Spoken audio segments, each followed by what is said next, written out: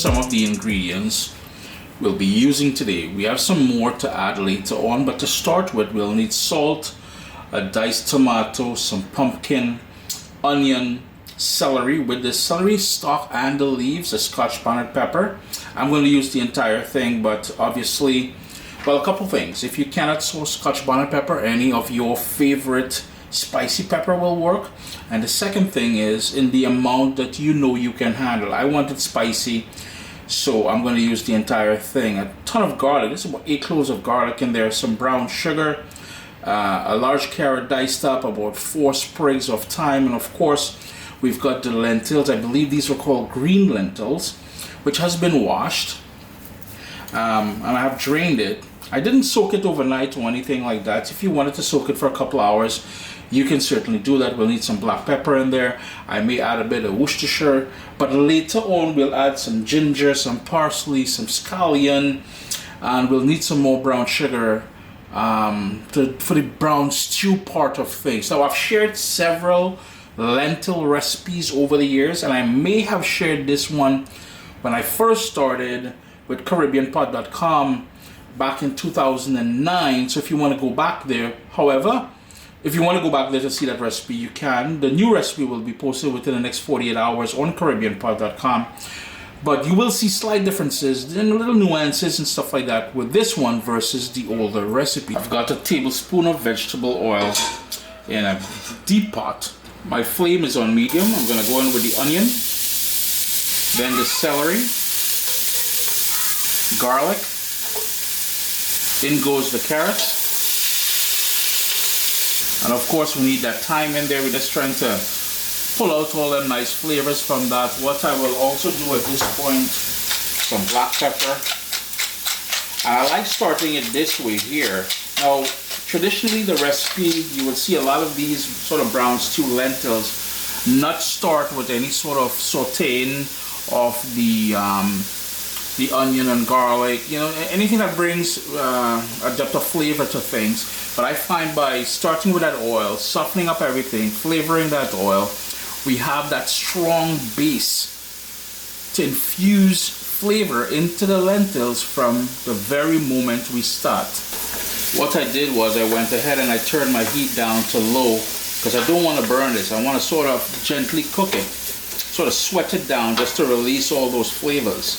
It's been about 3 minutes. I'm going to go in with the pumpkin now, and I'm going to hit that another quick stir, because what I find is that once the pumpkin gets into contact with the bottom of the pot here, what happens is a sort of a caramelization starts happening, and immediately it starts to pull out the natural sweetness from that pumpkin. If you don't have pumpkin, any sort of squash that you may have on hand, or easy access to butternut, buttercup, whatever type of squash you have, you can use it. In my case here, I have access to pumpkin, so I'm not rocking the pumpkin. What was it? To help things soften up, I'm going to go in with salt. Later on, we can adjust the salt in the second sort of round of cooking, but that salt is just going to help pull out the moisture from the onion and garlic and everything else. So we're almost there. It's almost time to add the washed lentils to the pot. You're going to need water. If you wanted to use some sort of stock, you can. Mommy never used stock. We use water and we got great results from it. So don't fret if you don't have stock. If you wanted to use stock, bear in mind it may sort of change the overall flavor of the lentil. At this point, I'm going to add all of that lentil. Sure to scrape down any that's still left in there. The water was still at the bottom of the bowl there, so that's what it's stuck with. And then we're going to put this in mix. And here's the thing I forgot to mention. 3 cups of lentil will yield quite a bit of finished stewed lentils. What I like doing is after dinner, after everything cools down, I like to, lentil going flying and thing. Anyhow, I like to freeze. So I'll make a couple containers, freeze it, so those nights I don't feel like, sometimes you want lentil, but you don't feel like cooking for about an hour and change. So, thaw it out, and it's gladness all the way around. Yeah? Boom. We're going to toss that tomato in there as well too. And the tomato will help create body. Plus, the acidity from the tomato will help balance off some of the flavors that we have in here.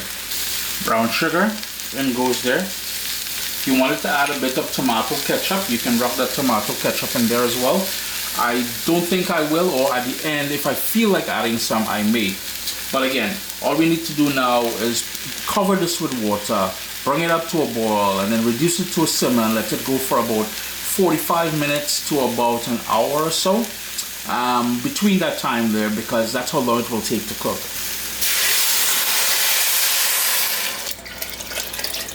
It will take quite a bit of water. But again, the printable recipe will be available at CaribbeanPot.com. Give that a stir. We're going to bring that up to a boil, as I said, and then we're going to reduce it to a simmer. We can see tiny bubbles just starting to happen there.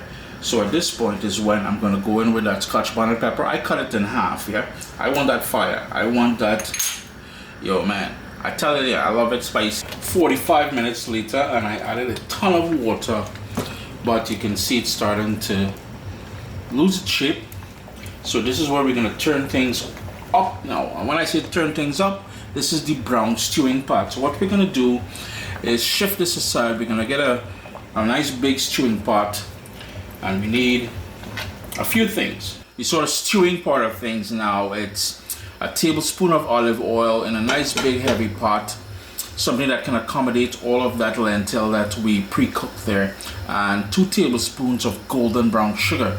My heat is on medium high. What's going to happen here, and if you've seen me make stewed chicken, fish, pork, beef, any sort of stewed dish, brown stew some of you may know it as, we are going to melt that sugar in the oil. What's going to happen, it's going to melt, it's going to go frothy, and then it's going to go deep amber in color. Once it gets to that color, we're going to add the lentils back to here. But what I may recommend doing is getting like a cup or something, scooping it out and adding it sort of gently, because if you try to pour the entire thing in there, remember this is hot melted sugar, caramelized sugar. We're not burning the sugar, caramelizing that sugar. That will want to jump back at you and burn you. So to be careful, we're just going to use a cup with a handle and pour it in there. Now, may I recommend that you pay close attention to things, because once it goes that deep amber in color, and I try to explain this every time I shoot one of these videos, if it goes black, shut off the stove, shove the pot to the side, allow it to completely cool. Wash it and start over. If you proceed with that burnt sugar, you will get a bitter aftertaste, and it will not be pleasurable at all. Now, what I like doing is moving around the sugar in here, because I know on my stove there are hot spots. There's certain corners which gets hot faster, so I like moving around the sugar just to make sure all of it melts along the same time. It sort of goes that deep frothy amber color all the way through, and then we're gonna add, so it will go quickly here, so please keep that in mind. It will go smoky, so you really gotta pay attention to things. You may want to open up the window in your house if it's still winter time, as it is here in Canada. They say it's springtime, but it's still cool Rasta. See that nice golden color? It's going to deep amber, it's nice and frothy. So at this point it will be time to add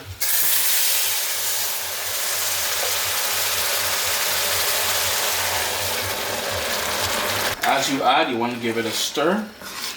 Now, I know a lot of you are watching this and you're like, Chris, you already put a tablespoon of sugar when you were boiling the, and I'm going to toss the rest of it in, but I'm tossing it in away from me.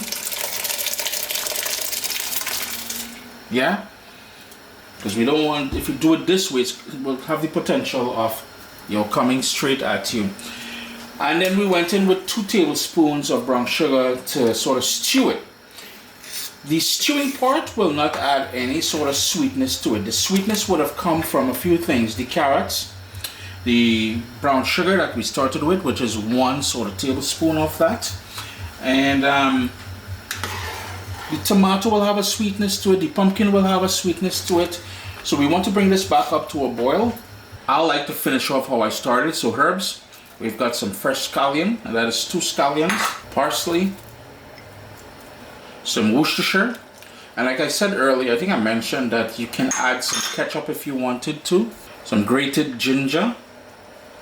I like adding the ginger at the end here because I find the ginger flavor is more pronounced at that point, along with some coconut cream.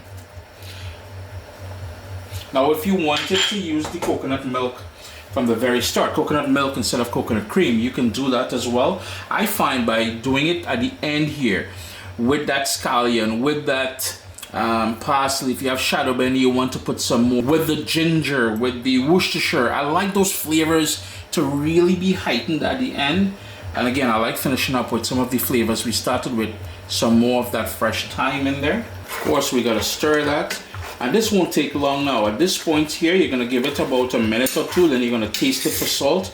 You're gonna adjust that salt to your liking. Keep in mind that as it cools down, it will thicken further. Sup, soldiers? Listen, if you enjoy this recipe, I'd really appreciate it if you hit subscribe and click that bell notification thing.